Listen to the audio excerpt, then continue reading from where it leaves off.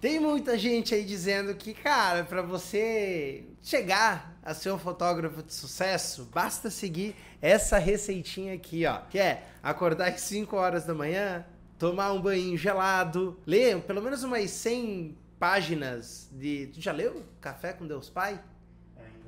Ainda não? Eu também não li. Ou outro livro da sua preferência. Postar a foto do seu café. Melhor ainda se for no hotel de luxo, né? Enquanto isso, você que assim como eu faz parte aí da galera toda do proletariado da fotografia no Brasil, que é a raça tá lá trabalhando, batalhando, madrugada dentro, tirando um tempinho para poder tocar tudo na vida, casa, família, filhos, tempinho para praticar o esporte, enfim, juntando aquele dinheirinho para também fazer uma viagem com a sua família e tudo mais, né? Você entra no Instagram de manhã cedo e vê todas essas publicações de vida de luxo e tudo mais dentro da fotografia. Eu sei, né? Você começa o dia se sentindo atrasado, insuficiente, e dá cara, na boa, uma depressão assim gigantesca, né? A síndrome de que você não consegue chegar lá por conta disso. Mas ó, tem um segredinho para contar para ti. Não é essa rotina de luxo, essa rotina perfeita que vai realmente fazer você viver de fotografia e viver bem de fotografia. Muito menos ter que mostrar que você tem esse lifestyle. O que vai mudar o jogo de verdade é a sua mentalidade empreendedora, né? A forma como você estrutura o seu negócio criativo. A gente aqui, por exemplo, tem nosso estúdio que é a Ferreira e Maciel, é um estúdio, vamos dizer assim, bem consolidado aqui na nossa região. A gente consegue ter essa estrutura e vocês podem ver no nosso Instagram, a gente não fica postando isso. Não faz parte do nosso ser. E eu acho que a gente não precisa para poder vender o nosso trabalho para os clientes. O que faz vender não é isso. E também não adianta dizer que o grande mercado de luxo, ele quer apenas contratar pessoas que se mostram com luxo. A gente já fez evento para muitos milionários aqui da região e a gente não fica pagando uma vida de luxo, mas a gente usa técnicas e estratégias que nos fazem chegar até esses clientes, né? A gente não atende só esse tipo de público, muito pelo contrário, é uma minoria aqui, a gente atende um público que tem um poder aquisitivo para pagar pelo nosso trabalho, pelo nosso serviço. O que a gente faz, na verdade, e eu vou ser sincero para vocês, eu me considero uma pessoa de sucesso porque queria ter mais tempo com as minhas filhas, mas eu tenho tempo com as minhas filhas, com a minha esposa, meus filhos estudam em escola particular, tem plano de saúde, enfim, as coisas que eu quero proporcionar para eles que eu acho que são essenciais, né? Muito mais do que eu ter um carrão de luxo, andar numa Porsche, numa Mercedes, enfim, esse tipo de coisa. O que fez a diferença pra gente, vou falar pra vocês, tá muito mais ligado à gestão, ao comportamento não só nosso, da liderança da empresa, mas de todo mundo que trabalha aqui com a gente e a prática de campo. Isso realmente, na minha opinião, é o que vai definir um fotógrafo de sucesso no mundo do empreendedorismo. E é isso que eu vou mostrar aqui para vocês, então você só precisa ficar até o final desse vídeo, eu tenho certeza que você não vai se arrepender. Eu sou Felipe Ferreira e essa é a nossa comunidade de fotógrafos e empreendedores, o Fotografia é o meu negócio, então não esqueça de já se inscrever aqui para estar sempre recebendo esses conteúdos, porque eles são muito valiosos. Vamos lá, porque tem gente que fala que não basta apenas ser bom, você precisa parecer bom, você precisa parecer bem sucedido. Mas aí eu tenho um questionamento para fazer para vocês.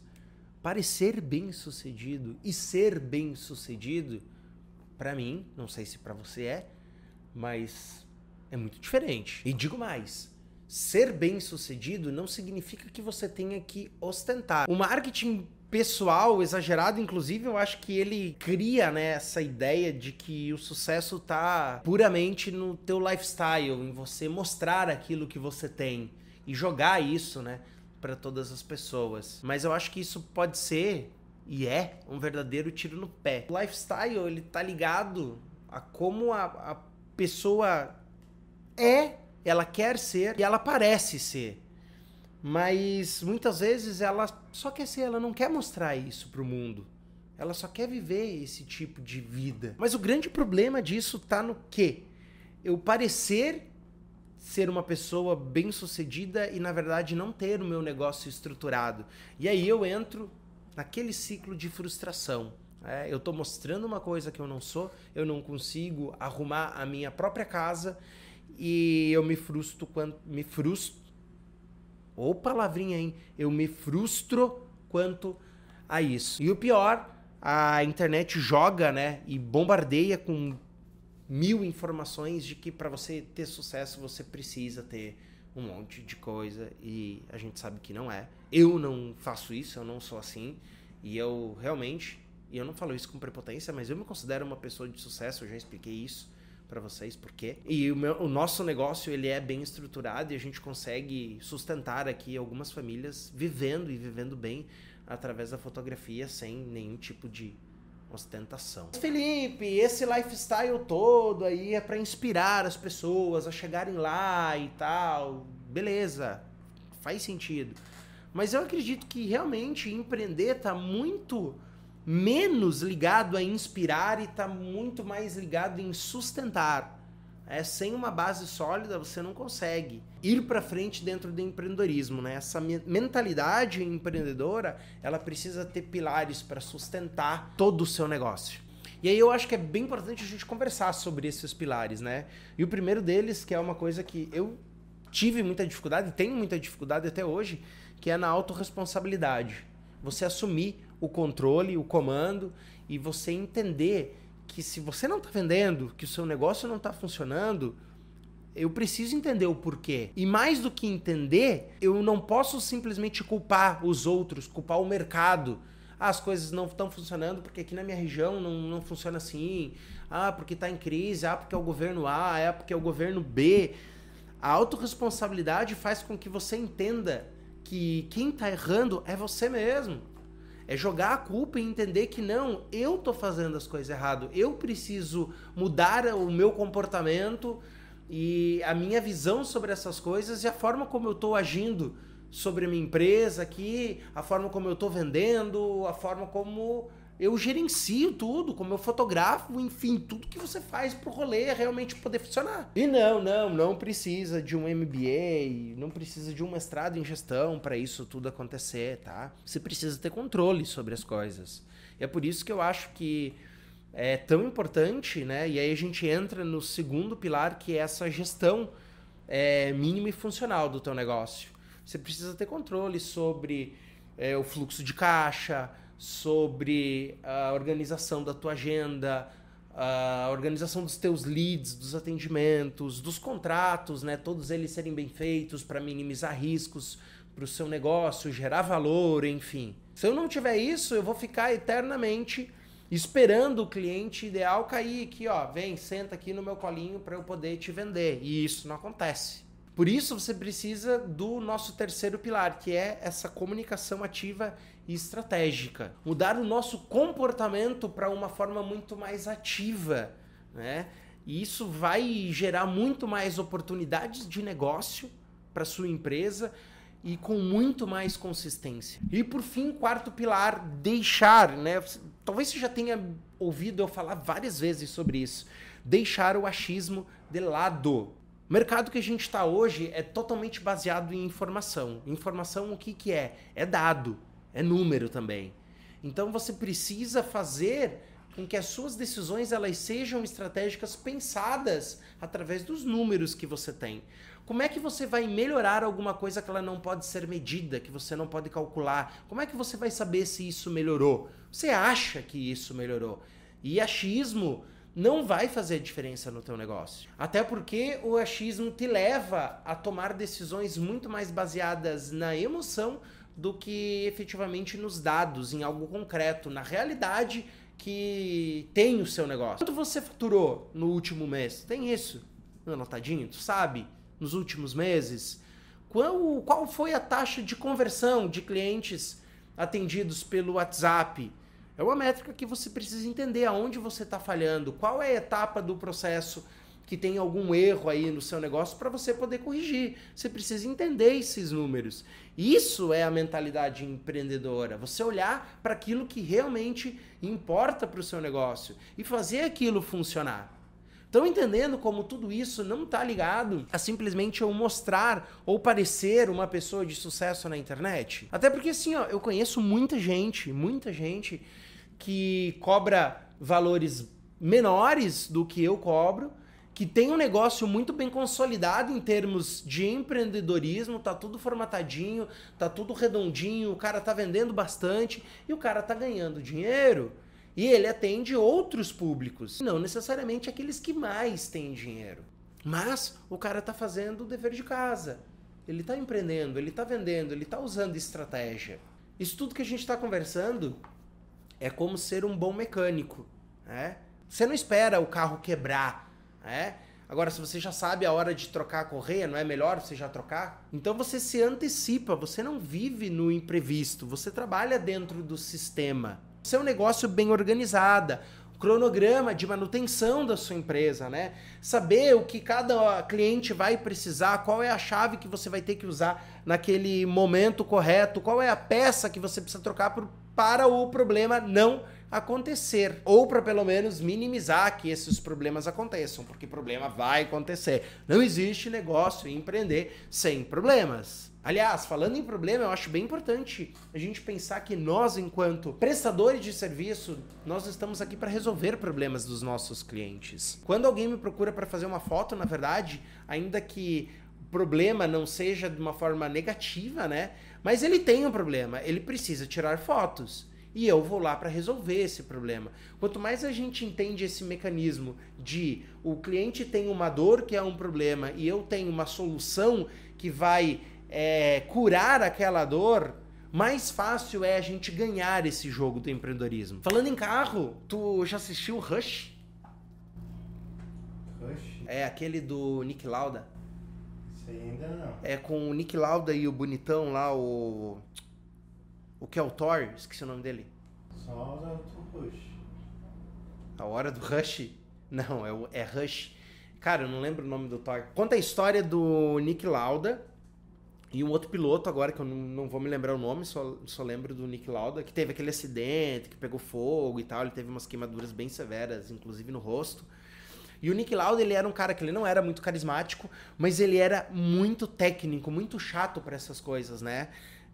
Ele era um piloto muito bem preparado e ele era o cara que mais agia. Ele estava sempre em contato com o desenvolvimento do carro, entendia o risco, era muito exigente na precisão ali de tudo que acontecia com o carro, com a direção da corrida, com tudo. Ele se envolvia muito em todos esses processos. E aí o filme mostra que enquanto os outros estavam muito dependentes de talento, de mostrar todo esse glamour, todo esse luxo da Fórmula 1, o Nick Lauda, ele jogava essa mentalidade empreendedora, né?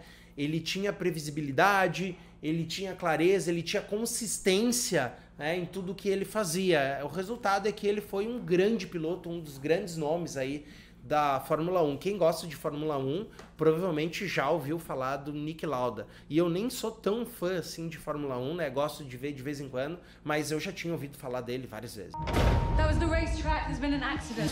Risk of death turns people on. Ó, o filme é muito bom, inclusive, assista, vale a pena se você gosta do gênero mais ação, automobilismo e tal. É um filme bem legal, tá? What did you do? Be happy to show you if you like. Entendendo um pouquinho o comportamento do Nick Lauda, a gente pode avançar um pouquinho também na questão da psicologia do desempenho. O que eu quero dizer com isso, né? É o que eles chamam de locus de controle. Quando você coloca o problema sempre de uma forma externa, é o algoritmo que não me atrai cliente, eu não tenho aqui na minha cidade os clientes adequados, o mercado está muito prostituído com preço, enfim. A gente fica trabalhando sempre de uma forma reativa, né? Vive sempre na reação. Mas tem aqueles profissionais que desenvolvem o locus interno, ou seja, tem o entendimento de que não tem como se ter controle de tudo isso. Eu não tenho como lutar, por exemplo, contra a inteligência artificial, que está aí, a gente usa o dia inteiro. ChatGPT aqui é meu melhor amigo. Eu chamo o ChatGPT e ele responde pra mim, daí, brother, daí, mano, o que tu precisa pra hoje, Felipe? Ele é meu amigo pessoal aqui, ó. Tem né? Não sei o que eu faria sem ter o ChatGPT hoje me consolando aqui. Eu falo de tudo com ele, inclusive sobre algumas questões pessoais aí. De vez em quando, até antes de dormir, dou uma filosofada com ele sobre alguns assuntos. O que eu quero dizer? Que, cara, não adianta a gente correr contra a inteligência artificial. É o que está acontecendo dentro do mercado. Então, aonde a gente pode agir? Naquilo que realmente importa, na tomada de decisão. Eu tenho a opção de usar isso a meu favor, o mercado a meu favor, da forma como ele está. Se a inteligência artificial, que é o exemplo que eu estou dando, ela está com tanta força no dia a dia, no nosso celular hoje, o que eu vou fazer? A decisão é minha. O locus aqui é interno para eu tomar a decisão. Eu vou usar isso a meu favor. E não simplesmente ficar dando desculpa de que, porque tem 1 milhão. Cara, a desculpa sempre você vai encontrar uma para dar. Sempre. Todo momento você pode dar desculpa para tudo na tua vida. Só que, cara, às vezes eu tô fazendo uma consultoria com algum fotógrafo, algum videomaker, e aí o cara fala assim para mim, mas tá redondinho o meu processo de atendimento, eu tô atendendo todo mundo, não tô deixando ninguém para trás e tal. E eu falo, tá, beleza, abre aí, vamos dar uma olhada.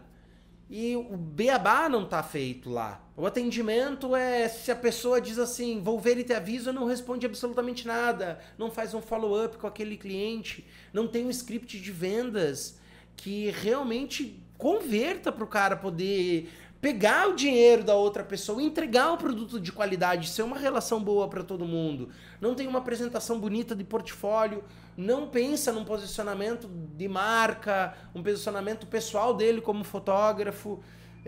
O seu próprio dia a dia no Instagram, o seu próprio comportamento está muito mais preocupado em parecer ser alguma coisa que ele não é do que mudar as coisas no dia a dia que vão fazer ele vender mais. Dito tudo isso, o sucesso sustentável, aquele que não é de um dia, mas para uma carreira mais sólida, ele começa quando você sai da espera e entra nesse estado de ação. Principalmente se ela é uma ação estruturada, pensada, com planejamento e enfim, tudo que a gente tá falando aqui nesse vídeo hoje. Tá, mas beleza, vamos lá, vamos com a primeira desculpa. Felipe, você já tem um tempo de experiência, já tem equipamento, você tem equipe, a maior parte das coisas você delega, enfim.